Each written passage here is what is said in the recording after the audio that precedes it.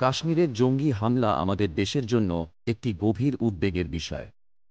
এই অঞ্চলে সংঘাতের ইতিহাস দীর্ঘ, যেখানে রাজনৈতিক, সামাজিক এবং ধর্মীয় কারণগুলো মিলে জটিল পরিস্থিতি তৈরি করেছে। হামলাগুলো সাধারণত নিরীহ মানুষের ওপর আক্রমণ করে, যা আমাদের মানবিকতা ও সহানুভূতির প্রতি প্রশ্ন তোলে। জঙ্গি সংগঠনগুলো নিজেদের স্বার্থে সাধারণ মানুষের জীবনকে বিপন্ন করে। এই হামলাগুলো কেবল শারীরিক ক্ষতি নয়, বরং মানুষের মনে ভয় এবং অস্থিরতা সৃষ্টি করে। সরকারের নিরাপত্তা ব্যবস্থা শক্তিশালী করার প্রয়োজন, কিন্তু এর পাশাপাশি আমাদের সমাজে শান্তি ও সম্প্রীতির বার্তা ছড়িয়ে দেওয়ার খুবই গুরুত্বপূর্ণ।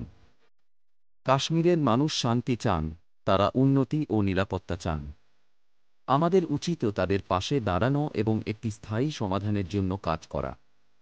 এই সংকটের সমাধান খুঁজতে হলে আমাদের একসাথে কাজ করতে হবে, কারণ কেবলমাত্র ঐক্যবদ্ধ প্রচেষ্টায় আমরা একটি নিরাপদ ও শান্তিপূর্ণ কাশ্মীর গড়ে তুলতে পারব।